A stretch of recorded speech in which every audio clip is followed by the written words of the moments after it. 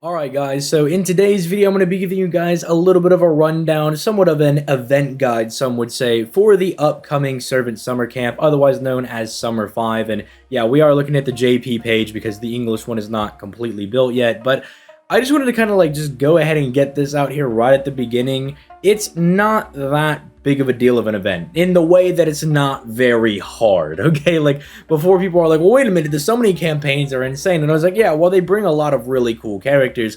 This event is actually pretty relaxing, I would say. Aside from a day-night cycle that's very similar to like Summer 3, and maybe the missions list is maybe a little annoying for some people to kind of get through and farm through. It's like you're not being hit with anything super out of the ordinary, and as long as you can balance things like that, it's really not all that bad of an event. The story is interesting, I'll say that much. I won't spoil anything for anybody, but as someone that's played it twice now, it's definitely interesting, I suppose. But with that being said, let's kind of just go through with the first thing that I always like to talk about for these events, the actual servants that you'll be using to clear this, because especially with Castoria now being in the game now, that's going to affect a lot of farming nodes. Originally, it was like, oh, I got to find like really good quick servants that are going to be really good for this event because, you know, Scotty. But now with Castoria, that opens things up a little bit as long as you've got her. And even if you don't have her, surely you can get by with Waver plus a Parasussi, as we've been testing over on my stream. Shameless plug to come check out the stream every weekday. But when you go ahead and you actually look at the event bonus servants, obviously with Kiara being on raid up as soon as the event drops, she's pretty much going to be the primo go-to servant for this event, because since she's a moon cancer, she can pretty much farm everything type neutral. You don't have to worry about like swapping in and out of different servants to kind of match the node you're farming, and she's arts. And I don't know if you don't know if you guys know this, but like Castoria kind of just came out over on the game, so it's kind of a big deal. She will kind of destroy the event for you. Like if you have Summer Kiara, she'll thrash everything from the free quest farming to the challenge quest. Like pretty much she can handle all of that. If you're going to be doing quick farming, maybe you have Scotty, maybe you didn't get Castoria. Ilya is probably going to be one of your better options as she's getting a 50% damage bonus. Again, as I said yesterday and in a couple of like mentions in the live stream, you are going to want to go ahead and get her maybe to like NP3 or something, because that's just how quick servants tend to function. You tend to want to get them to NP3 or higher because they have a little bit of a harder time farming, because the quick card doesn't refund as much as an arts card. And where art servants can get away with being like lower NP copies because of things like Black Grail, you really can't afford that with a lot of quick servants. You know, there's not really many, if any, that can really do that.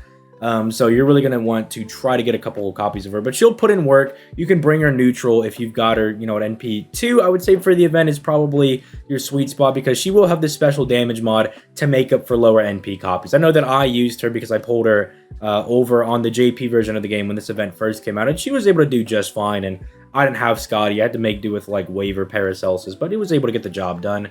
Then moving down to kind of like this lower bracket over here, if you have Jean Archer, she'll definitely put in a lot of work for you as well, albeit not as well as Kiara over here with 100% special damage mod. 30% is still nothing to laugh at. She will definitely still be able to put in a lot of work for you, as will Lambda over here. Both of these servants are exceptionally good for looping, and you should get some very good mileage out of them. And they're both arts. Same thing for Mordred. In fact, Mordred she doesn't need help looping. She really cares about this damage over here, and I know that I'm going to be looking forward to using Summer Mordred just to finally be able to break her out, because the experience I have with an NP1 Summer Mordred is, wow, she looped 100% of her NP, but the enemies are still alive. So I'll definitely be able to finally enjoy the Summer Mordred experience. Funny enough, too, if you need a really scuffed option, we were testing Caskill farming over on the stream the other day, and you can actually get it done with Black Grail. It's a little scuffed, and ideally you want to be fighting like assassins or casters, because he kind of needs that extra NP gain, but you can actually get it done. Mine is NP3 for reference, if that kind of helps anybody, you know, think about if they're going to use him or not. But I mean, if you got him and you're really kind of desperate, he can get the job done.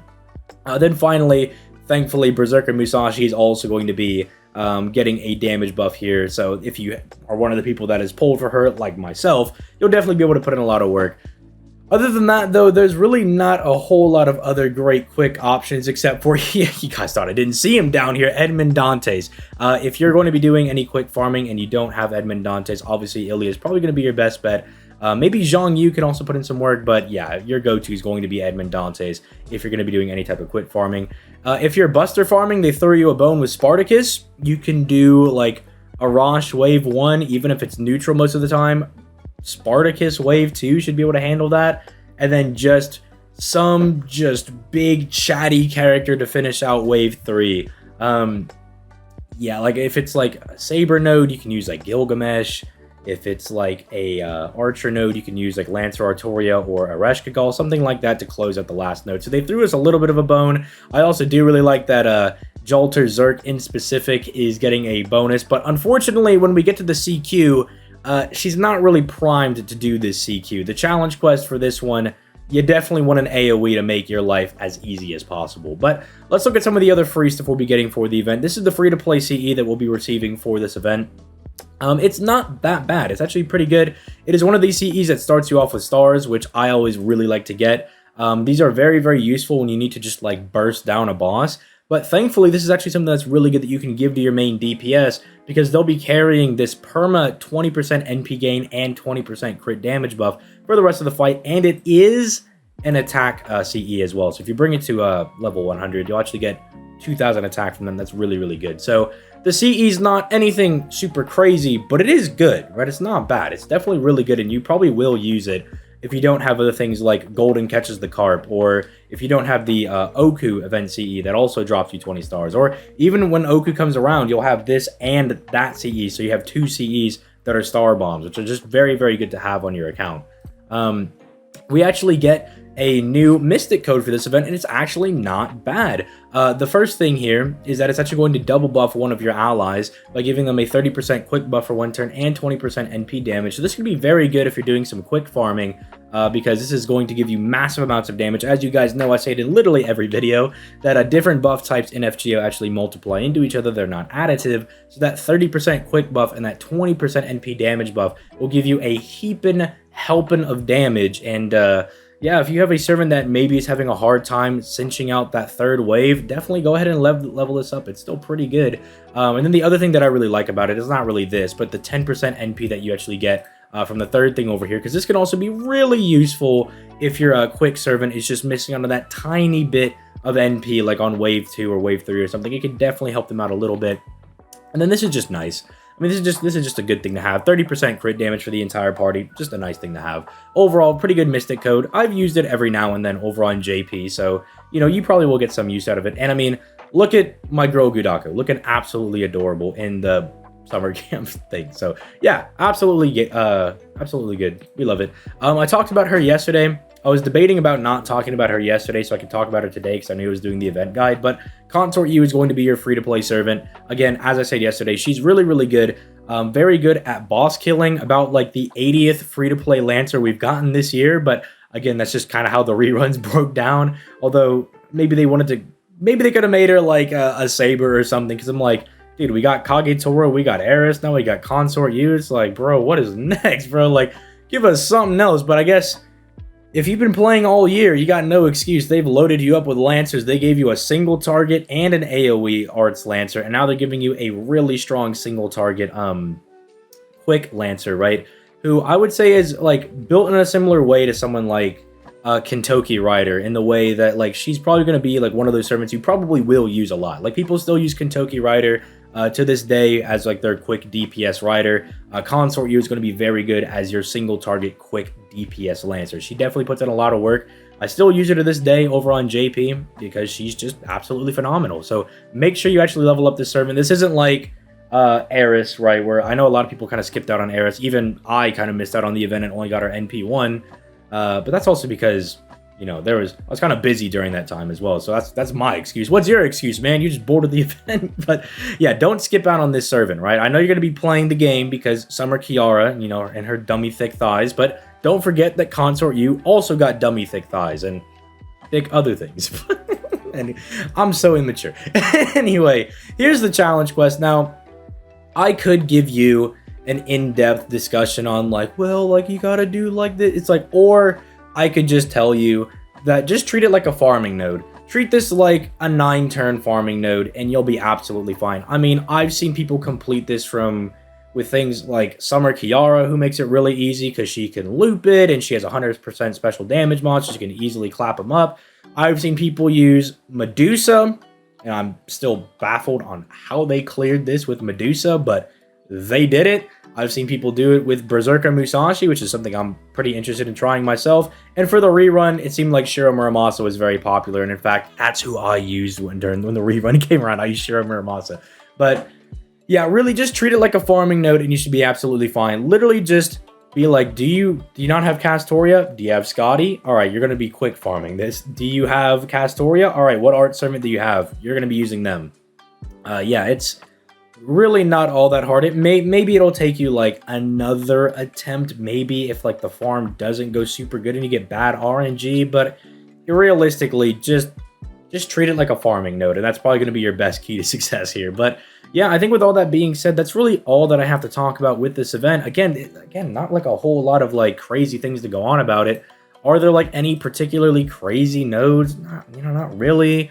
Is it super hard? No, not in particular. There's nothing super difficult going on here. There's some like weird fights, like you have like a Yumayoi versus a Yumayoi fight, and you fight like a slime dude towards the end. I'm trying not to spoil too much here, but like none of the fights are like super, oh my goodness, I'm gonna throw my phone out the window difficult. And again, the missions are just like any other missions that we've already done.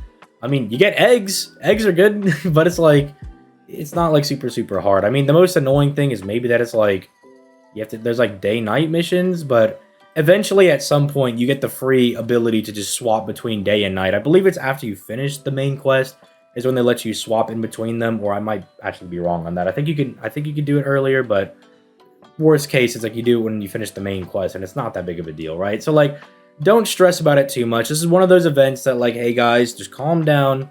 It's your boy ZTL to tell you that it's not that deep. It's really simple. It's just a normal event. It's not like Summer 4 where you got to go super hard because there's so much QP to farm, and if you don't farm all the QP, you're a big dumb idiot. Or it's not like Summer 3 where you have to grind to get all 3 of the point ladders done. It's like, nope, it's just a normal event. Pretty good rewards. Just decent event. It's summer. It's relaxing, right? I'm like, I know we're all like abuse victims with Lasengel and DW because sometimes they throw us events that are like ball-bustingly hard, but they're like, no, it's summer. Like, relax, guys. And we're like, all right, cool. I'm gonna play the event and chill out. And they're like, yeah, man, go have fun. I'm like, all right, cool. You know what I'm saying? But yeah, with all that being said, I think we're done here. I hope this event guide helped you guys out. Make sure you leave a like on the video and you subscribe to the channel for daily FGO content. I do want to just have a little announcement here that times for things may change. Like the upload time may be an hour earlier than usual, and I may be streaming about an hour earlier than usual. That's because I'm going to be going to visit family, right? And I'll be gone for about a month. I think I get back on August 9th. And I'll be in a different time zone. So things won't be too drastically different. I'll just be like an hour behind what I usually do. So just keep that in mind. If you notice that like things are a little different time-wise, that's the whole reason why. But anyway, yeah. Speaking of, come out to the streams. I stream every weekday. I've been seeing more and more of you guys come out there, and I'm absolutely loving hanging out with you guys. The streams are an absolute blast. And yeah, with that being said, I'm going to go ahead and get out of here. I will see you guys tomorrow with the next video. Peace late, guys.